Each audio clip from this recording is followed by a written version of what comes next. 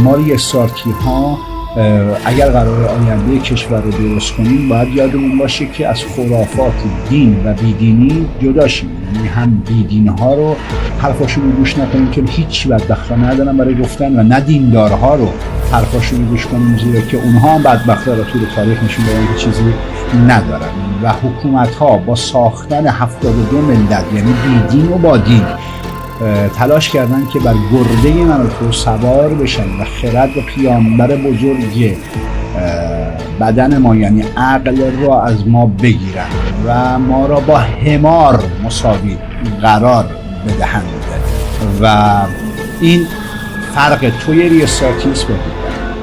اما کسانی که دارن این برنامه رو میشنون کسانی هستن که برنامه 0 ریاست رو دارن گوش میکنن و تازه میخوان وارد برنامه 1 بشن. چرا ما این برنامه رو ارائه دادیم؟ برای اینکه کسانی که وارد شنیدن برنامه ریاست میشن بعد از 7-8 تا برنامه انگار یک مشت بزرگی تو صورتشون خورده، میریزن به هم.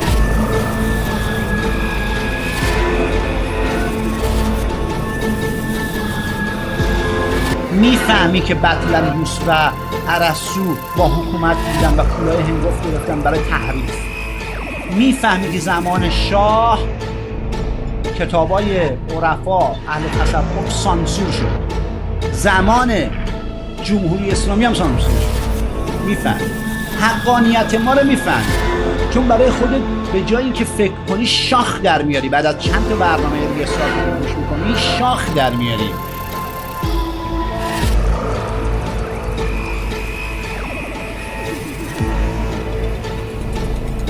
در این برنامه ابعاد زمان یعنی بعد 4 تازه میفهمی.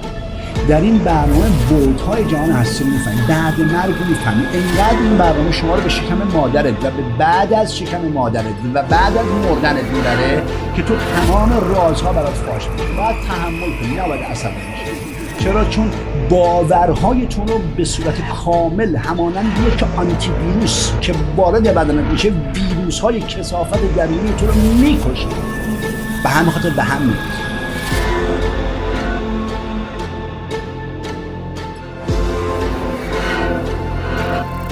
در برنامه ریاست میفهمید چرا باید روزه بگیری، چرا نباید بگیری.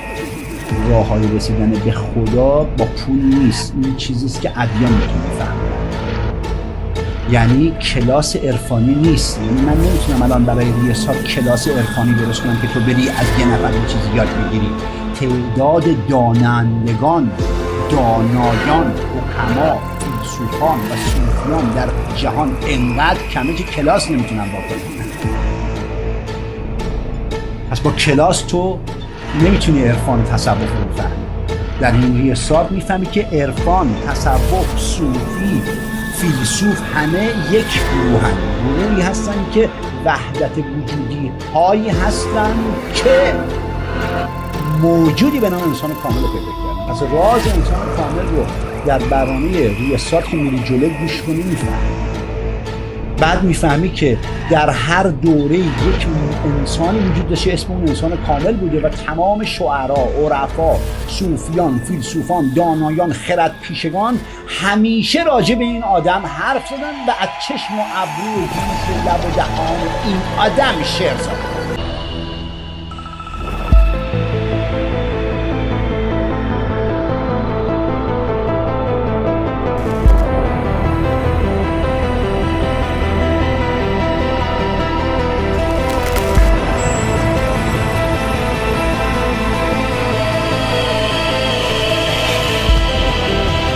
سندایی که ما داریم از آنی که جهان شعید کرده.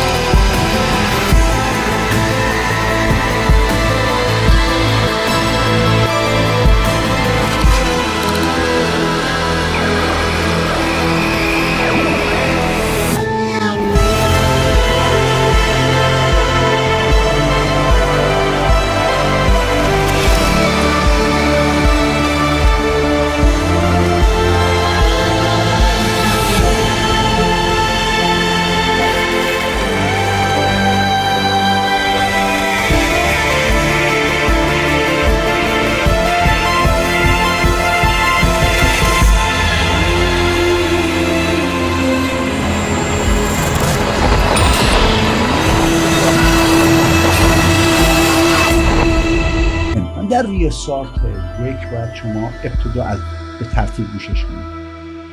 دو، هر کدومش درست 45 دقیقه 50 دقیقه است و درسته که 30-40 میلیون شنیدن، ولی هر کدوم از این برنامه‌های روی سارت درسی است از اندیشه‌های پنهان و نهفته‌ای که از بزرگان جهان هستی بیان شده.